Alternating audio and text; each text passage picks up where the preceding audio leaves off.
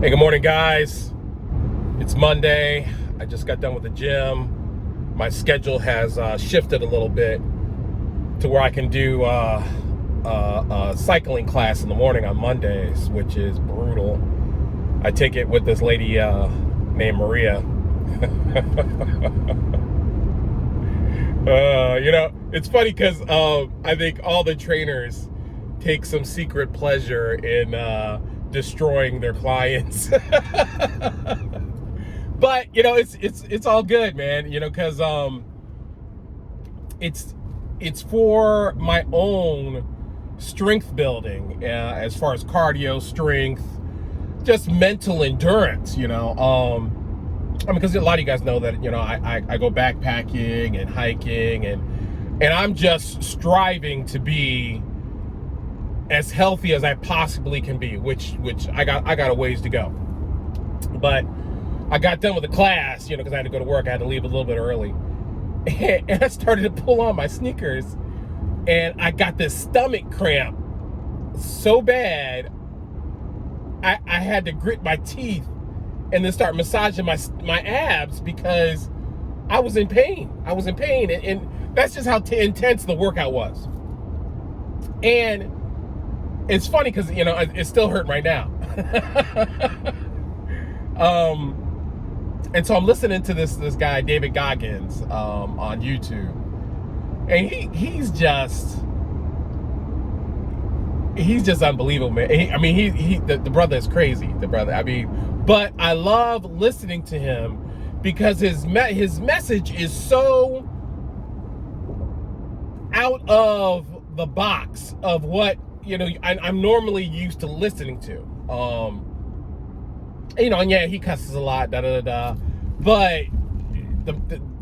he is so real, it's not funny.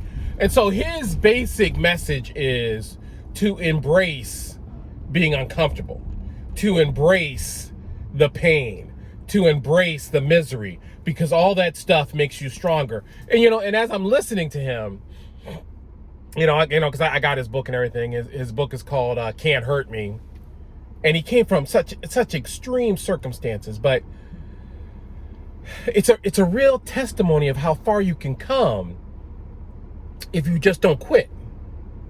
If you just don't quit. And so when I look at our society today, man, we have created a psychology of comfort. That's why 2020 broke so many of us so easily, because we have become so accustomed to comfort and routine and just so many things that were used to being convenient, that when things started to shift and things started to change and I had to start buckling down, tighten my belt, and doing some things differently, I started to fall apart. My private practice got more clients in the pandemic than ever because people didn't know how to adjust to the challenges the world was throwing at us. And I'm not trying to be all doom and gloom, but I think this is just the beginning. I think part of the reason I work out is to put my body under extreme stress. And mind you, it's not extreme yet. It's extreme for my current situation of being, well, kind of obese. I'm obese. I'm healthy. I'm a healthy big man.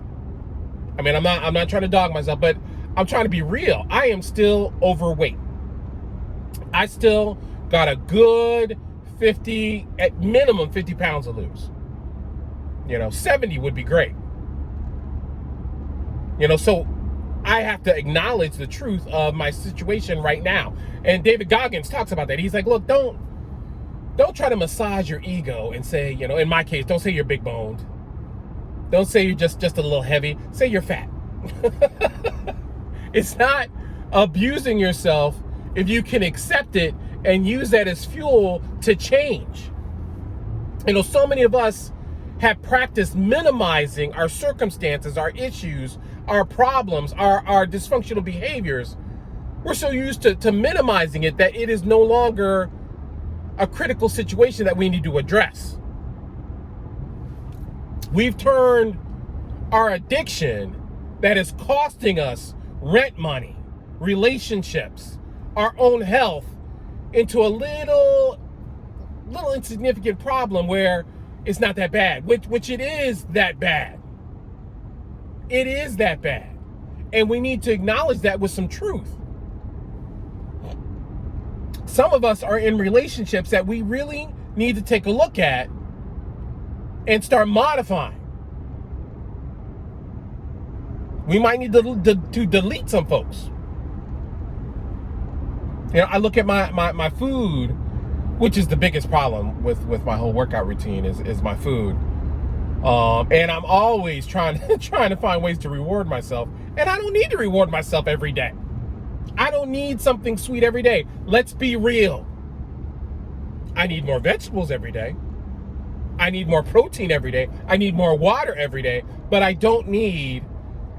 I used to justify that it was dark chocolate, because dark chocolate has some benefits. But they're talking about a small square of dark chocolate. Not the whole candy bar of dark chocolate that I eat.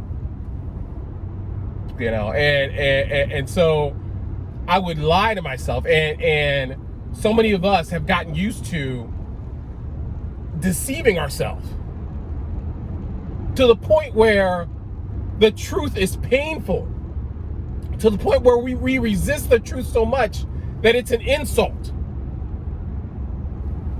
We get angry when we start to feel that conviction.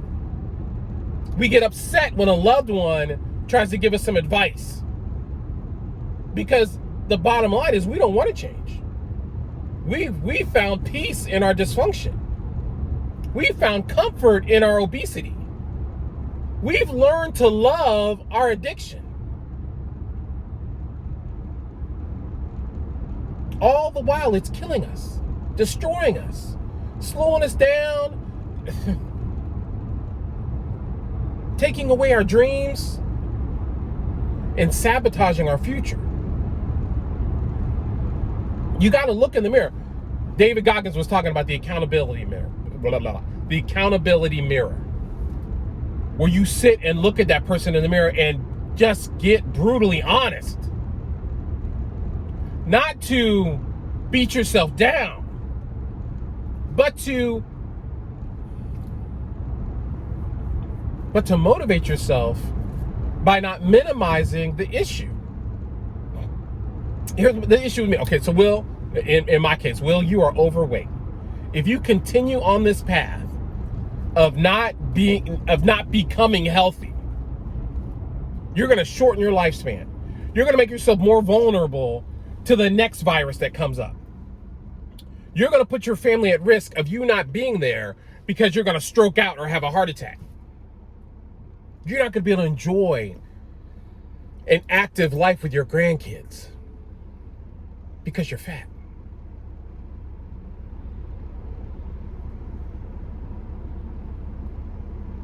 I can do that in all areas, like finances. You know, I need to tighten up on my budget. Stop misspending money.